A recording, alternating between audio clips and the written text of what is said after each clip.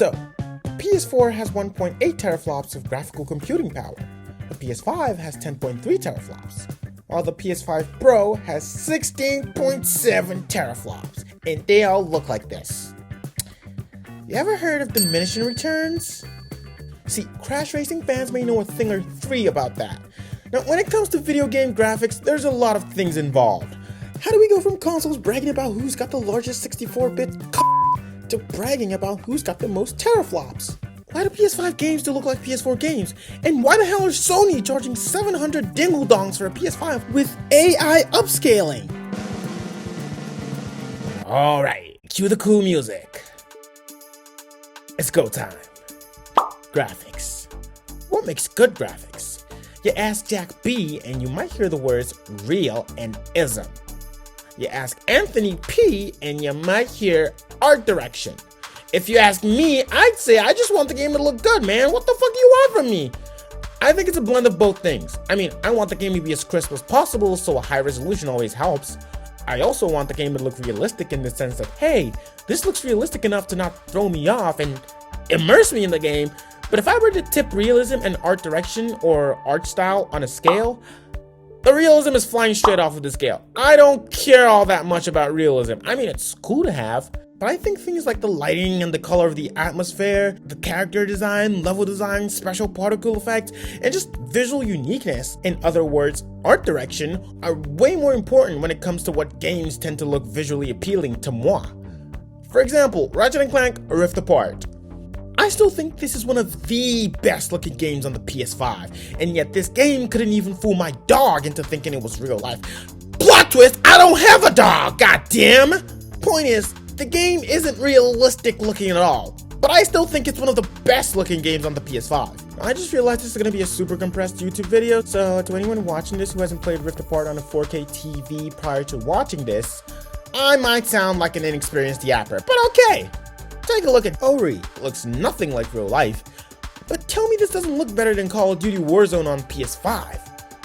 Again, I feel like topics like these are extremely subjective when it comes to what game looks better graphically, but for me, I think this looks way better than Warzone.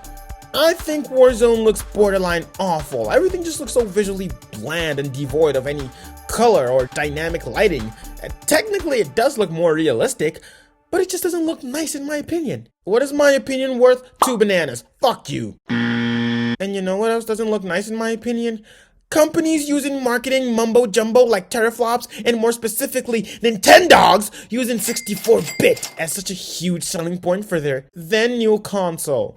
Nintendo 64! It has a 64-bit processor, which really just means that theoretically, it can process data and instructions in chunks of 64 bits as opposed to 32-bit CPU's chunks of, you guessed it, 32 bits. You little genius. So what's really going on here is that theoretically, our new console processor could access more RAM at once, which would in turn lead to faster processing and running more powerful software. But in goddamn reality, rarely any Nintendo 64 software ever took advantage of this faster 64-bit processing. Or in my grandmother's words, it doesn't mean jack! So basically, they were saying, buy our new console. It can give you 64-bit processing, but it probably won't.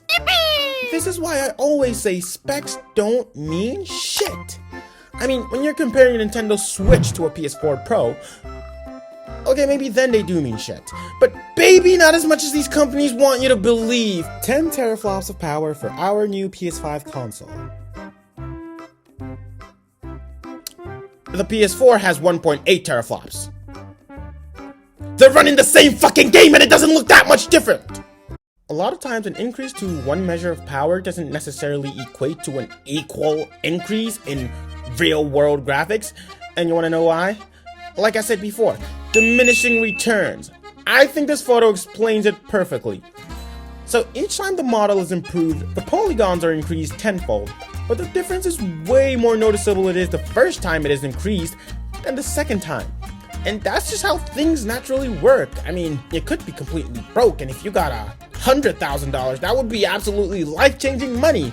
Now, if you're a millionaire and you get 100,000, I mean, you're still getting the same increase in wealth, but you're not gonna notice it nearly as much. When it gets to a certain level of quality that's generally good enough, even if you apply the same upgrade you did last time, the graphical jump just won't be as noticeable as it was the last time. Now that brings two questions to my table, mama. When did we hit the mark of diminishing returns in games? And when do we completely stop seeing any returns at all? What's the limit? Now, to the first question, when did we first start seeing these diminishing returns? Well, it's tough to really put my finger on it, but PS4 era. For me at least. I've said this before, but I think the jump from the PS2 to the PS3 was the biggest jump since the 3D era. And yeah, I just feel like the generational jump in graphics started going downhill since the PS4 came out. Like the jump from the PS3 to the PS4 was still substantial, but I don't know, it wasn't as big as previous jumps. But again, that's just my tiny inconsequential opinion. So come together over me. To the second question, when do we stop seeing any difference in graphical jumps at all? Now, that I cannot say. What, you thought I was going to be able to triangulate the exact console generation when that was going to happen? Come on, get a grip, buddy. I don't know, maybe when games start to look indistinguishable from real life, which I do think will eventually happen. You gotta hear me out here. Video games are less than 60 years old, and we already have stuff that looks like this. Oh shit, wrong clip. I mean, like this.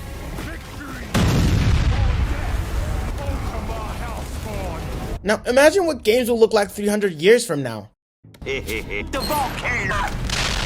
And I wouldn't change a damn thing. I remember when I first got my PS3, I thought games could never look better than that.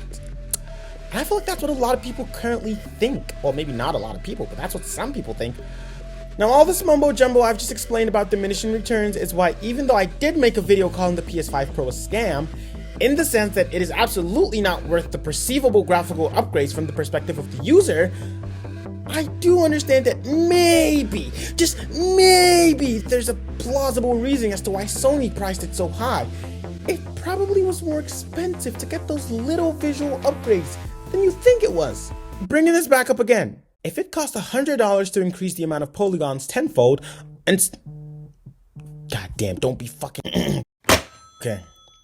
So, for example, and this is just a really rough example, if it costs Sony $100 to increase the amount of polygons by tenfold, and each time they do this, they charge us the same $100 for the tenfold increase.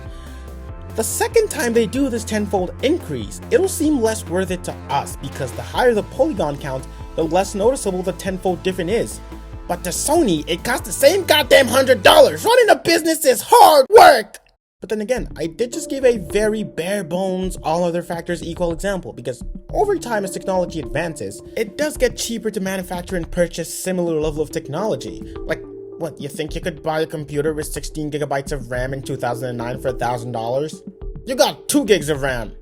Now, I'm no semiconductor market expert here, but what I do believe is that while over the span of different console generations, which is typically 6 to 8 years, the technology generally gets cheaper, it is still expensive to get the same level of graphical upgrades due to these diminishing returns. Even if due to the internals getting a bit more affordable, they can afford to offer us the same tenfold difference every year, that same tenfold difference eventually starts offering less of an improvement to us since we've already come so far graphically.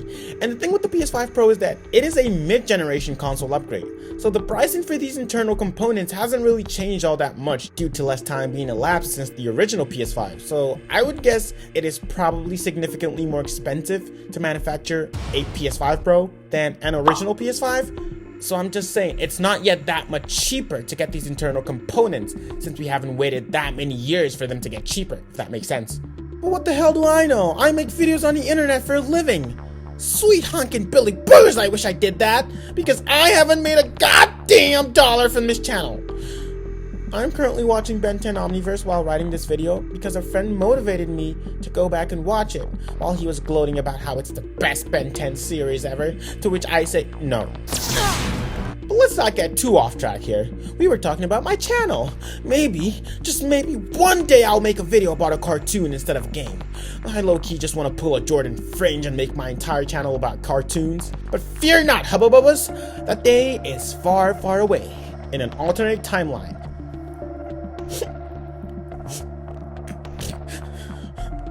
I don't even know why I'm sobbing. I have issues. Thank you for watching and please subscribe.